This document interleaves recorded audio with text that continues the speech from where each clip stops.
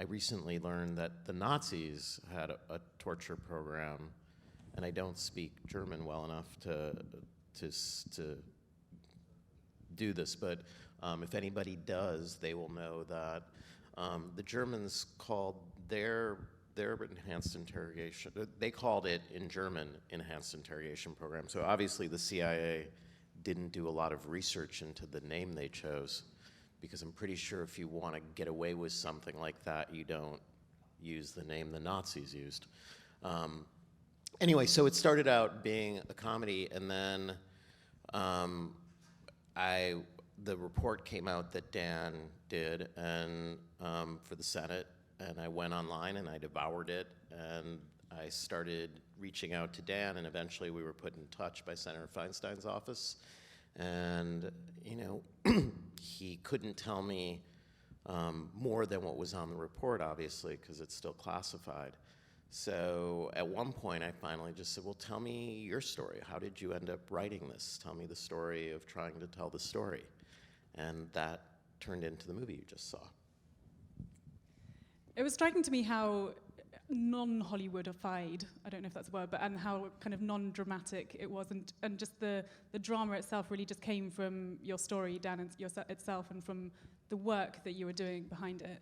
I think someone online described it as watching competency porn, in terms of you going about your daily job, which I thought was very accurate. Yeah, I'm just wondering if you, as you watch this film, if you've learned anything about yourself. Well, first of all, again, thanks for having us here. This is exciting to be here.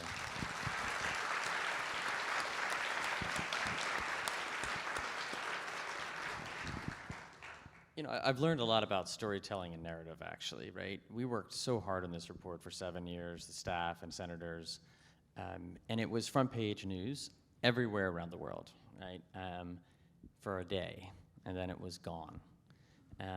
And you talk to really well-informed people who read the newspaper every day, and you talk a little bit about this program, and they just have this vague notion of it, and they confuse it with Abu Ghraib, and they don't know the details, but then they go to Scott's film, and afterwards people come up and say, well, wait, I want to go read this report. I want to learn more, and that's one of the great things about this. You can write a big government report, but it just doesn't penetrate culture in a way that this film does, and I'm just really proud that Scott's done this, and Annette Bening and John Hamm and Adam Driver all took this so very seriously. I mean, Annette read the report when it came out, which is pretty incredible. She was already familiar with it in detail.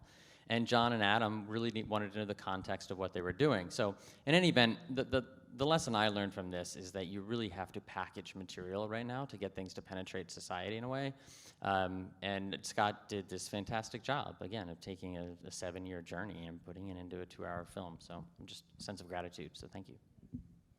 Doesn't really answer the question about if you learned anything about yourself, but okay. I'll let you off the hook. I learned a few things about you, but we'll leave it at that. I know that you both worked very closely during the making of this. I think I read that, Dan, you were on the set most days, I think that's right. I'm wondering, Scott, whether that was very helpful for you or whether that was quite annoying for you to to make sure that story was being portrayed in a very accurate manner. He got really annoyed when I was yelling, cut, in the middle of things, and it was just, yeah, he got upset at that, but otherwise, I'll let Scott take it. Yeah. When you came in the director's chair? Right. It's always interesting, and the same, by the way, was true with Dr. Lipkin. When you've worked with somebody during the research phase of any project, but especially a movie script, and then all of a sudden, because it's just the two of us for, mainly it's just me alone in a room writing, and then me calling Dan and saying, so, am I getting this right? Is this how it went down? If I leave this part of the report out, is this connection between, Abu Zubaydah and John Yu correct?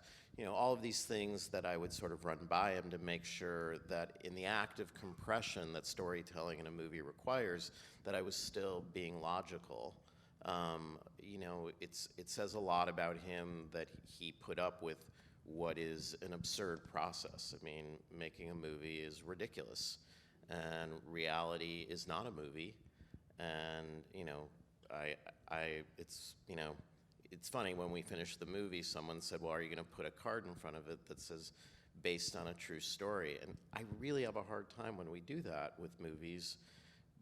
So in the front of this movie, it says, based on the Senate Intelligence Committee's report, because that's what this is based on. And I believe that what is in that report is true. I didn't answer your question either. It was great having him around. It was great for the actors. It was, great to have someone to turn to talk about the protocol of, when you walk into a senator's office, you can't just, bang on the table and say, this isn't right, this isn't fair. It was good to have him there for production designers to ask questions about how rooms looked. So, I think one of the encouraging things to me about this experience is, that, he was very understanding of, like I said, any of you who make movies, it's just an absurd process. And so for him to allow his life to go through the movie-making machine was very brave, and I'm very grateful. Yeah.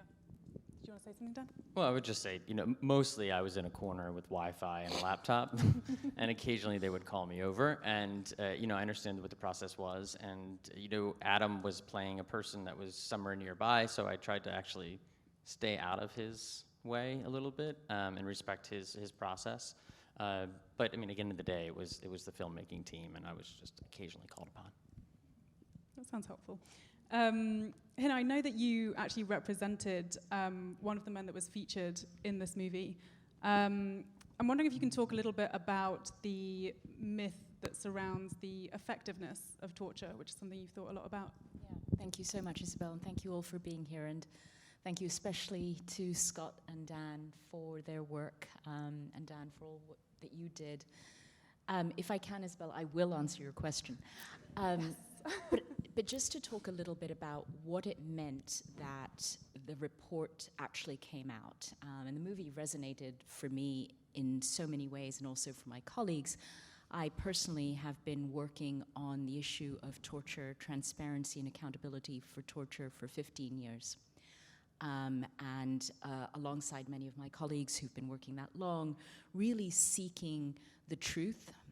We started out, most of us, seeking the truth in the name of horror, that this is what this country was doing. The fact that there were victims who were subjected to a policy in which our government officials set out to break the minds and bodies of our fellow human beings, and accountability for that.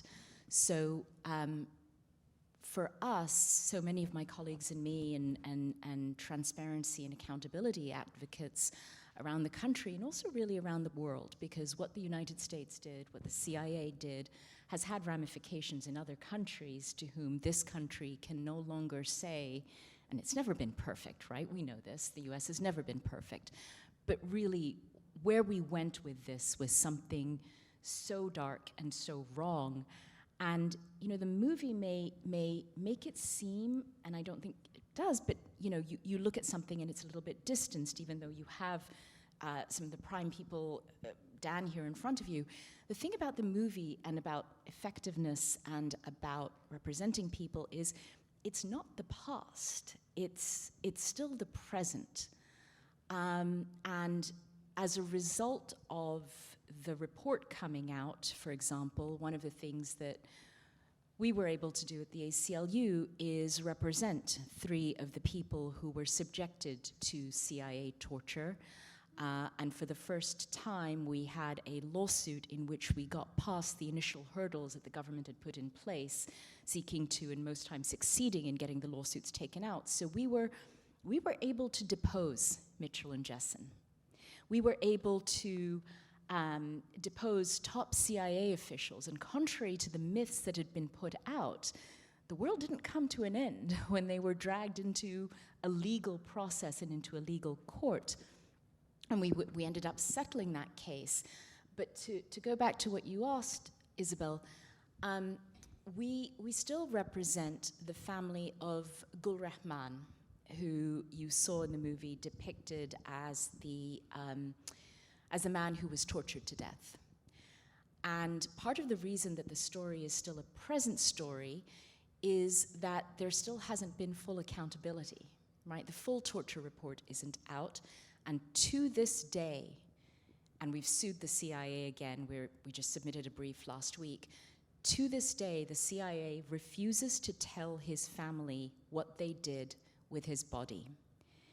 He was killed 17 years ago this month, and the family still yearns to bury him.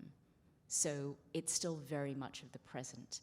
And very quickly, about effectiveness, you know, this is one of the things that has really deeply bothered me about discourse around the debate over torture in the United States, which is so often it comes back to, well, was it effective? And the reality is, it doesn't matter. Right? Torture is always and forever illegal. It's one of those norms under international law for which there is no excuse. But there's a line in the movie that sort of explains why that is a part of the debate and why it was perhaps so important to debunk it. There's a line from, I think, one of the people depicting the CIA, which says, it's legal if it's effective. Right? And that's part of the perversion that happened, which is to justify post hoc something that is unjustifiable by debasing how we think about something as terrible as torture. I mean, it does also raise questions as to, you know, if the CIA has been lying about this, I mean, what else has the CIA lied about? And I'm wondering, I don't know who this question goes to, either of you, I guess. I'm just wondering, like, what accountability really looks like moving forward. Either of you, I think. Well, let me take the first part of that question, which is about, are they still providing misinformation? You know, one thing about the Department of Health and Human Services puts out a report. You know, the U.S. Navy puts out a report. You can be peer reviewed. You know, we can read it. We can use it against the body of knowledge in which we know.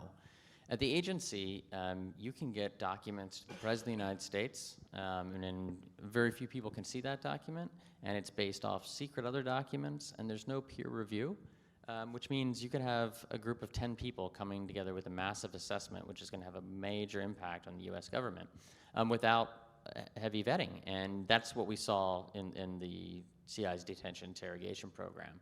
Information in the Panetta review, which is that internal review the CIA conducted, you know, one of their findings, which is consistent with ours, is that the CIA repeatedly provided misinformation, inaccurate information on the operation of the program and on the effectiveness of the program to the President of the United States, Congress, and the Department of Justice. And I thought one of the immediate reactions to that finding would be, okay, we're going to set up a review process to make sure that this doesn't happen again.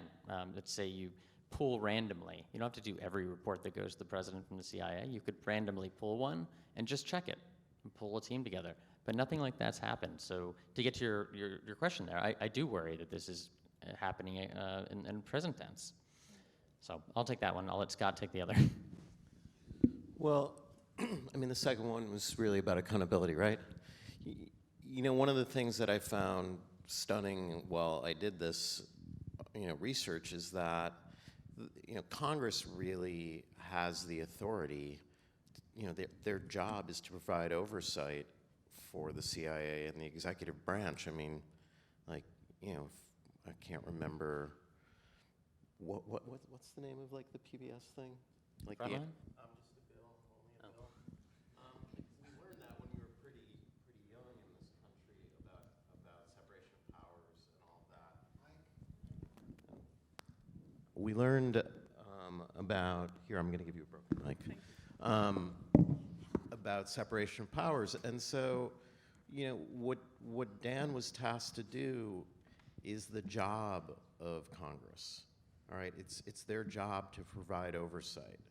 And I think when you look at this moment in history that the film deals with and connect it to the moment that we're going through right now, we're seeing this continuing debate where the executive branch has somehow claimed, you know, privilege that is terrifying to me, because there's supposed to be a system of checks and balances. And I think, you know, some of it goes back to this issue of the unitary executive. And, you know, we're in a really scary place now because this country does not work as a democracy at all if we lose the system of checks and balances.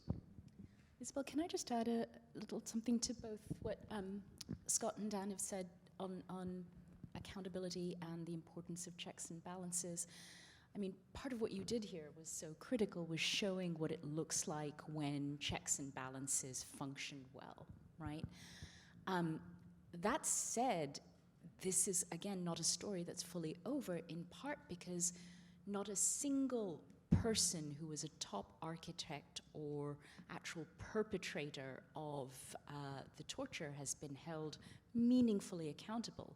To the contrary, people like Gina Haspel, who oversaw some torture, and was involved in the destruction of torture evidence, she's now the head of the CIA. You know, John Yoo is a professor and is a pundit on major media outlets. So we've sort of lauded as a society some of the people who carried out some of these worst abuses without providing actual accountability. And I do think that if we keep going down this path, there are other stories to be told. There's a story of what's happening with lethal force strikes, the drone program, CIA's involvement in that, the failure of checks and balances in that context where people are dying wrongfully. And part of what I think really resonates about the movie is the importance of checks and balances and continuing to press for meaningful accountability so we don't go down that path again, and so this doesn't happen again. Yeah, I mean, that's an interesting point that you bring up, because, I mean, when I was watching this movie, it struck me that, on the one hand, it's terrifying that, you know, you had the CIA coming after you and accusing you of hacking, etc., and on the other hand, you were at least able to carry out this report, and it's in a very, you know, you were able to do it. You were able to expose very humiliating and embarrassing truths. And I am wondering kind of what you think that takeaway should be in terms of the state of democracy today in the US. Well, I mean, this was so difficult to do, right? It took 7 years and this weird alignment of forces to make this happen. And senators in the Senate, they need to be, and the House Intelligence Committee as well, they need to do their jobs. And so often our elected officials, when it comes to the military and national security apparatus, want to look the other way. Right? We don't want to know. We talk about Gina Haspel, right? Gina Haspel and Jose Rodriguez, who's also depicted in the film, were the main people responsible for the CIA's destruction of tapes, which is what launched this whole thing. When the Department of Justice opened a criminal investigation, that happened in December of 2007, and it closed in August of 2012 without any charges. But they did say, CIA, you should hold 2 people accountable, Jose Rodriguez and Gina Haspel. The CIA did not hold them accountable. And of course, now Gina Haspel is the CIA director. But remember, she's not just appointed, she's Senate confirmed. So the very senators who oversaw this 7,000-page report and know the classified details, at least some of them voted to confirm Gina Haspel. And nobody flinches at that, right? So you have to demand something of your elected officials as well. And I think that says that our democracy isn't as healthy as it could be. Super uplifting news. I was also struck by, you know, I was thinking about the work that you must have gone through for 7 years inside that room, partially, and how, you know, this film just depicts a very small slither of that, and how the report itself just depicts a small slither of that. And I'm wondering what it is particularly that from those years of you studying this and poring over these details, haunts you the most. The thing that haunts me the most is it was 6.3 million pages of records. And we only produced a 6,700-page report. It sounds like a lot, but not when you have 6.3 million pages of records. And we were very careful. We knew this would be scrutinized. So if we couldn't corroborate a detail, if we just saw something in an email or a text message, but we couldn't find other paperwork, it didn't go in that report. And we tell the stories of each of the 119 CI detainees that we could identify in volume 3 of the report, which is nearly 3,000 pages. And what haunts me is the information that is not included, that we just didn't include in even the large classified report because we couldn't corroborate it. And no one else is ever going to look at those 6.3 million pages. They're lost to history, and I think about that constantly. Yeah, that's a horrible secret to have to hold. Scott, I heard that Senator Feinstein herself was at one of the screenings last night. How did she like it? You know, she seemed to really enjoy the movie. You know, I didn't speak to her afterwards, but I will say this. You know, she does not really believe in filmmaking and movie making as a way for her to conduct her professional life. And she was, you know, her office was very clear to me from the outset that the senator is not going to talk to you about this movie. So it was gratifying for me to see her there and, you know, have her sit through the whole thing. And, you know, she seemed, from all accounts we've gotten, I haven't spoken to her, but everybody who was there with her said that she really felt good about the movie. You know, the line that I put in there that sort of stood for her feelings about this was that she feels it's her job to provide, you know, leadership with, you know, the tools of Congress and not lights and cameras, and I have a lot of respect for that. Cool. I have so many more questions I could ask, but I think we're going to open it up to the audience already. We've got a very keen man here. Scott, thanks very much for such a provocative film. Dan, can't thank you enough for the work that you did. Question for Scott. The Romans knew that torture doesn't work. So, I mean, what role, if any, does Hollywood, television, film, do in kind of creating this bloodlust? You mentioned 24. Sure. It's always been a silly thing and very convenient. Dan, what would your recommendation have been to Robert Mueller to have packaged his report in a better way? Thanks for your question. You know, I live part of the year in Los Angeles, and I'll tell you this story because I don't think it's specific to Los Angeles, what you bring up. When I would go to dinner parties while I was working on this report, on the script, and I didn't write the report.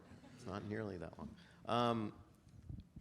You know, people would sort of take me aside and say, you know, it's cool that you're doing that, but come on, after what those people did to us, and it would trail off. And I would go, can you tell me what the antecedent of those people is? Because those people died. They were individuals who hijacked planes and died. So when you're saying those people, are you saying Arabs? Are you saying Arab men? Are you saying Muslims? And I just found that so fucked up that it really pushed me to keep working. And so it's terrifying to me. And, you know, when I see my colleagues go down this path, and a lot of it really came from, you know, the end of the Cold War. A lot of Hollywood struggled because, oh my God, the Russians aren't our enemies anymore, and we need to find a new bad guy. And that's not okay. And so that had a lot to do with why I did this, because you're absolutely right. You know, we have to be very careful. You know, stories sometimes do need villains, but those villains need to be born out of their actions, not out of their ethnicity. And, you know, it's a scary thing. And those messages, you know, we really do need to be conscious of, which is why in the film I mentioned 24, because I felt like what they were doing was really, really dangerous. I'll just make a quick comment about the Mueller report and government reports in general. you want people to read what you write, and this is true in academics, if you're a journalist or if you're a government researcher. And I do feel like that report, there's tons, if you've read the Mueller report, it's very good, but it's not written in a way that's very accessible to the American people. It's also not very clear about what the Mueller special counsel did and did not do, and those things I think you have to be really forthright in the beginning. I would love for someone, I've thought about it if I had the time, to actually take that report and rewrite it in a way that's more accessible. So if anybody's looking for something to do this weekend, that's what you should do.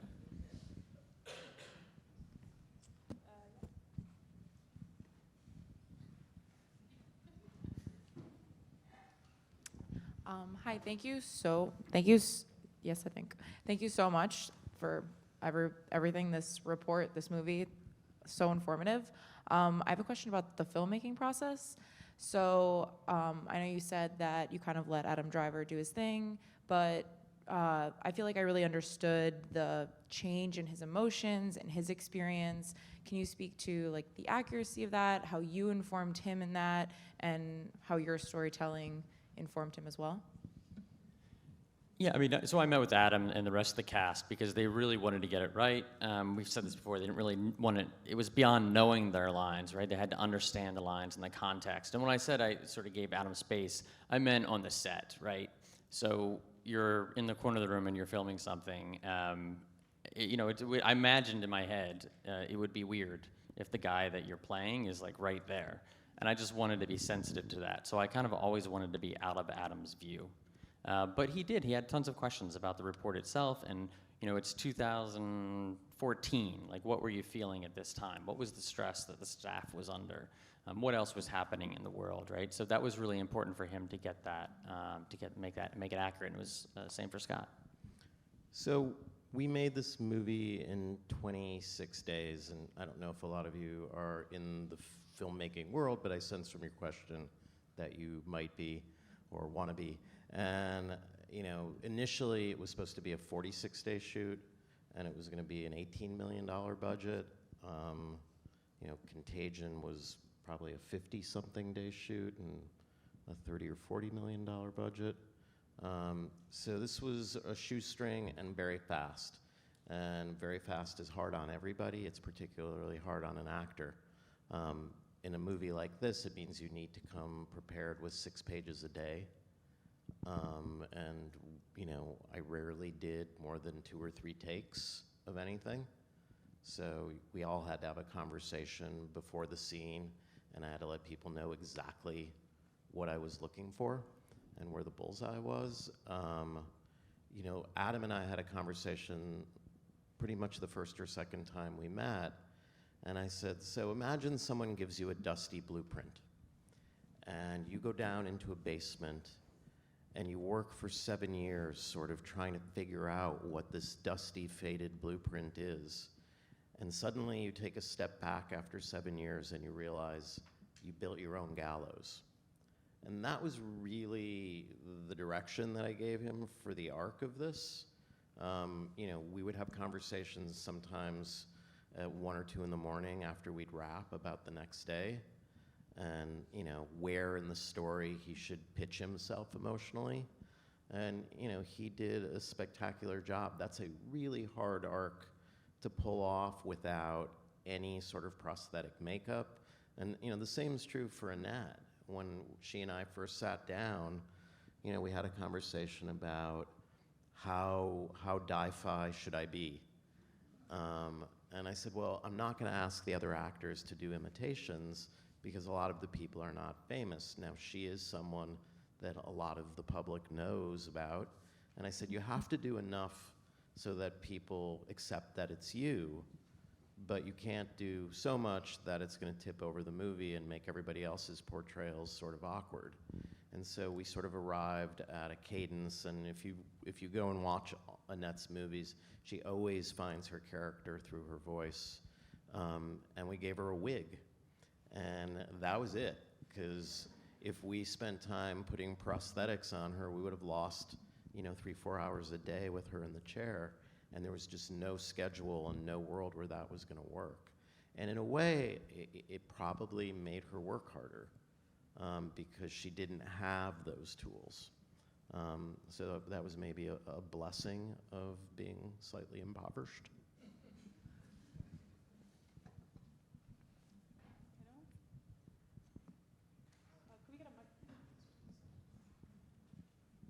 Thank you so much. As someone who's followed this issue for a few years, it's so satisfying to see this film. So I just wanted to say that first. Thank you so much for all the work you did to get the report out. And I hope the 6,700 pages at least sees the light of day at some point. But my question is with regard to an older report that preceded this, the Senate Armed Services Committee report, 2008. They interviewed people like Paul Burney, who was a psychiatrist at Guantanamo, who talked about how he had received his SEER training, and he was, along with John Lesso, had helped sort of design the interrogation protocols that were used on Muhammad al-Qahtani. And some similar things obviously happened to him that happened to CIA detainees, including enemas and whatever. My question was with regard to what Paul Burney said his reason was for seeking out SEER techniques and being trained in SEER techniques. And he said he felt pressure to find a link between al-Qaeda and Saddam Hussein.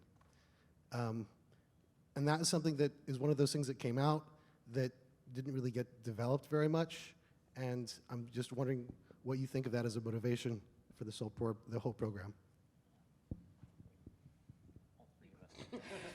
All three of us could talk forever on this one. Do you want to start, Scott, with your research? Yeah, I mean, I did read the Sask report in addition to this, and there are moments of sort of stunning crossover,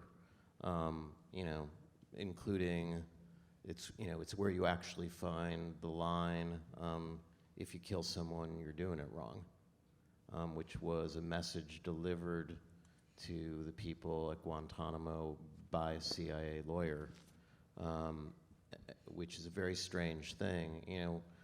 I'll tell you a story that's you may find fascinating.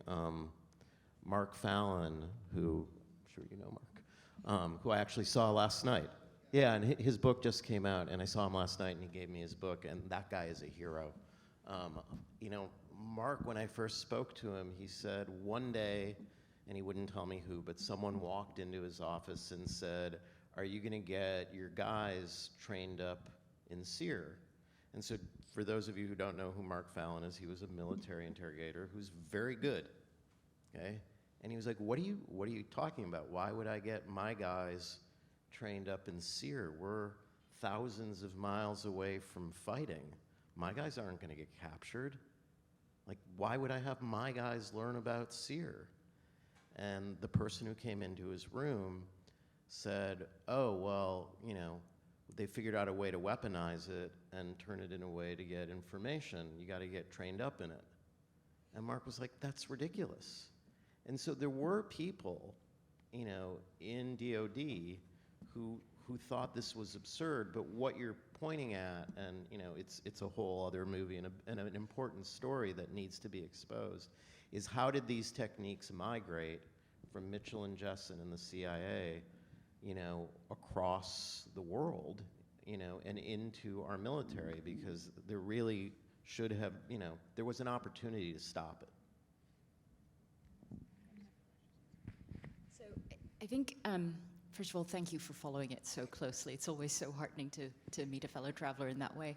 I think that there was, there's been research done and documentation done of how these techniques migrated, and I think a core part of it was a reverse engineering. There was a goal set, and then junk science justifications, perverted logic, perversions of law, perversions of morality. In essence, that's really what it came down to. And if you're interested in looking at this further, let me just pitch something, which is that we at the ACLU have been fighting for years to get more information out there about both the military and the CIA torture. We got more documents out as a result of the release of the executive summary. We've created a torture database that contains over 100,000 pages of information that we've been able to secure.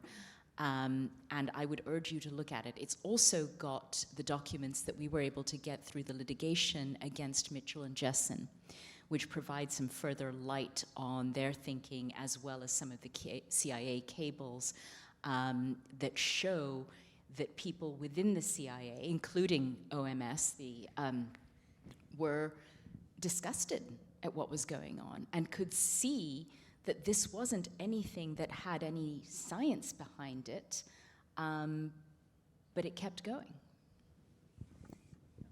No, that report was really a foundational piece for the Intelligence Committee going forward. Carl Levin, who was the chairman of the Armed Services Report when it was released, was also an ex officio member on the Intelligence Committee. And his staff, he had a staff of 3 or 4 who worked really hard on that, also worked with us.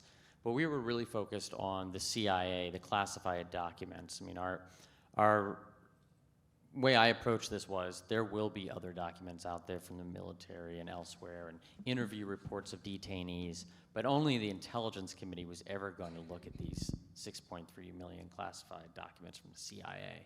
So we really focused on getting that down and done, but it's not the full story, and I'm so happy you raised that question, because there's more to be done on this topic and more for us to all learn collectively from to make sure it doesn't happen again.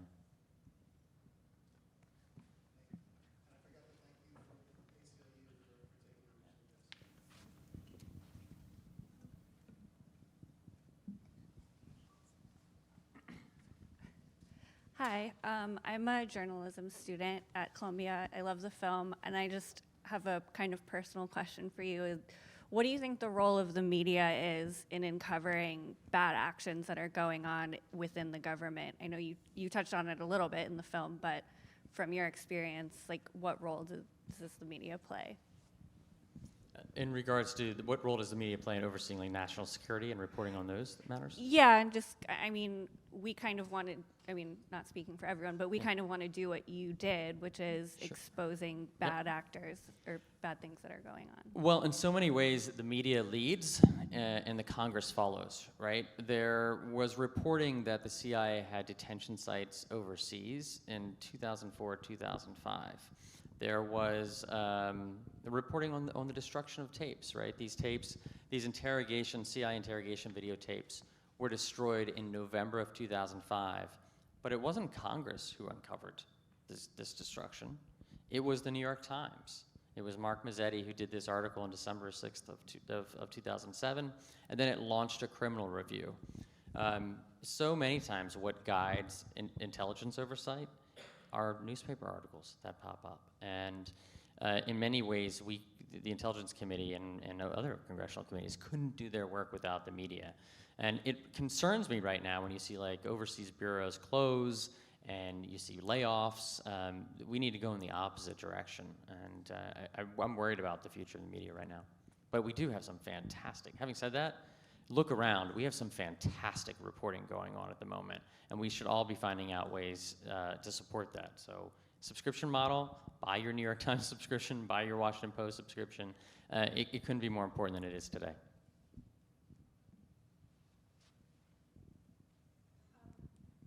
What's your estimate? Is the report safe? The full report? Is the full report safe? And what's your estimate about how many years before it becomes available? Well, that's a great question. We're going to split this question up. The full 6,700-page report was sent to all of the intelligence agencies in its classified format, and also to President Obama. When Richard Burr took over the chairmanship in January of the next Congress, he recalled all of these reports back to the committee. President Obama retained his copy, and now there is one copy of the full classified report in Obama's presidential library. There are also 2 reports being held in relation to the trials that are now happening, the military commissions that are now happening in Guantanamo Bay, and I'll sort of pass that off to you at this point. Yeah, it's such an excellent question, because we fought in the courts for years to get the full report out. My sense is that our FOIA lawsuit probably wasn't that popular with members of Congress when we filed it, but we thought it was really important that the American public have access to the full information. And that litigation took some sort of odd turns. I mean, the Obama administration fought us every step of the way on it, and one of the things that I like about the movie is that it, really portrays the different roles over a period of administrations and shows how deep this went in the executive branch. And over the course of the litigation, it became clear that probably as a litigation tactic, in order to argue that the copies in the possession of the CIA and the other agencies that Senator Feinstein and others had sent to say, read this report, learn from it, the agencies weren't opening them. And they were using litigation, in essence, as an excuse by saying, we're not opening them while the litigation is pending, where really there was nothing stopping you from doing that. And then Senator Burr came in, and it actually became disclosed in the course of our litigation in a government filing that he had requested the report to be returned. And so we went into court with an emergency motion and said, Judge, there was also a separate issue about the CIA having lost their version of the report, and then it turns out, long story. But going into court and saying, Judge, if they send it back and look, it's Senator Burr and it's attached to a DOJ letter, what is going on here, right?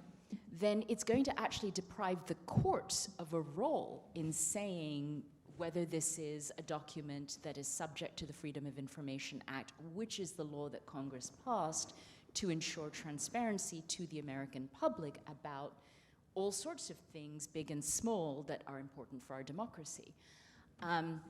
And so the report was maintained for the duration of our lawsuit. We unfortunately, the court didn't agree with us. We tried to fight it all the way up to the Supreme Court.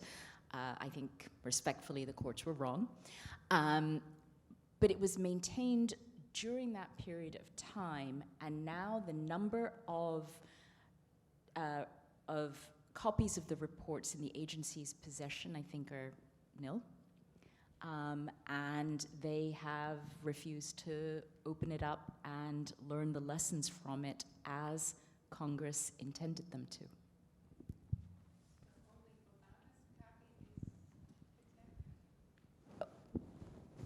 As far as I know, the only intact copy that the public could one day get access to is in President Obama's presidential library. Which he put in there. There were a couple of other alternatives available for what could have been done. The alternative that was chosen keeps it out of public sight for 12 years. Yes, well, thank you. I quite enjoyed the film. I'm a senior in C's and an active member of the New York City DSA. And I guess I have a question for Dan. I sort of view this as just another, process failure. I guess you could say maybe go back to Iran-Contra, but ever since then, repeated failures to prosecute crimes committed by the U.S. military, the CIA, the FBI, the executive branch.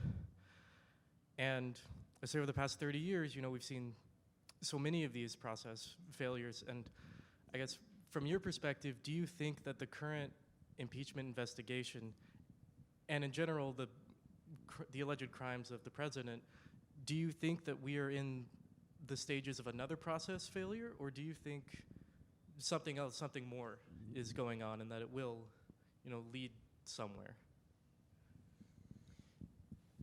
Well, I think, we've talked about this before. We think Scott and I have talked in great depth in other panels, so we're a bit repeating ourselves, but we both feel like our country's in a bit of an accountability crisis, and it's not right now. It's been happening for a very long time, and you arrive at where we are at the impeachment because of all the decisions we've made in our past. Again, just looking at the CIA, our full report is all about the lack of accountability, and the idea that you just look the other way. I do think this process right now that we're seeing in the House Intelligence Committee is a thorough one. I think it's very important that they're going public next week. I think next Wednesday they just announced today is going to be the first public hearing. But you can't do this behind closed doors, and you need to bring people along. And we go back to the Mueller report, the question earlier, you need to make it understandable right, to the American people and the world, what's happening. But I'm hopeful. But I don't think that we're in a new time of suddenly we don't have accountability at this moment. It's been going on, as you said, for 30 years.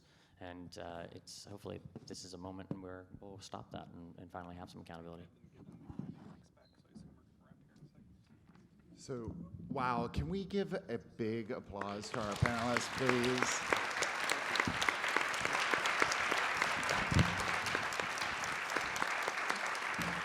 So,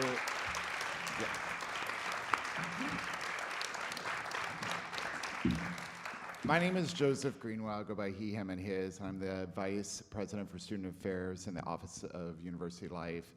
And I want to personally thank you. I learned a lot from the film, and in your courage to do what you did is outstanding. And to be so in it for so long, I just want to acknowledge that. And so thank you for bringing this to us tonight and bringing it to the country through film as well. So thank you. This is part of a whole series of events as part of a new initiative called CU Engage. So if you want to learn more about this initiative and the events that are coming up in the next couple of weeks, or other events that we're doing in the Office of University Life, please find us online at universitylife.columbia.edu. And if you want to continue this conversation, or you have thoughts about this conversation, please email us at universitylife@columbia.edu. We want to continue to engage with you in this process. And I want to personally thank all of you for your participation in this event, for your great questions that really created engaging dialogue, and I wish you all the best. Thank you for participating. Thanks for having us. Thank you.